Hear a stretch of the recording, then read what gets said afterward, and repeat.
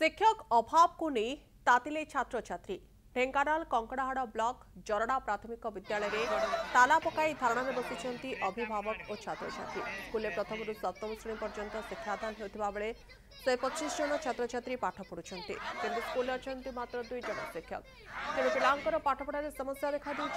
School committee ग्रामवासी पक्षर Kankadahad block शिक्षा अधिकारी ढेंकानाल जिला शिक्षा अधिकारी जिलापाल निकट में बहुबार अभियोग होती किंतु कौन सुफल मिल न बाध्य हो धारणा बसी छात्र छात्री शीघ्र शिक्षक नियुक्ति करा न गले आगामी दिन में स्कूल बंद करने चेतावनी देते अभिभावक। आमर आज्ञा स्कूल कई टीचर ना जो 2 जन अच्छा से किसी कम को नुहति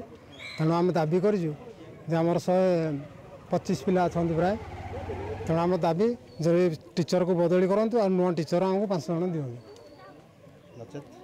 नचेत आम स्कूल अनशन करना ताला पकईना रखू अवगत कलेक्टर बीओ डीओ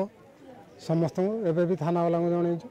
आम स्कूल रे बहुत पिला 2 जन मास्टर पढ़ाई असुविधा होची आमको आ 2 जन सार दरकार आज कौन कौन कर ताला पकई एवं ग्रामवासी ताला पकईले टीचर अभाव जो पाठ पढ़ा डिस्टर्ब हो जाऊँगी पिलांकर 120 प्लस पिला आप 2 जन टीचर अच्छु तेणु निहाती पक्षे आम 2 जन टीचर आवश्यकता रही आज्ञा आज्ञा आज्ञा उत्तर आगे नुआ पोस्ट के हबार अच्छे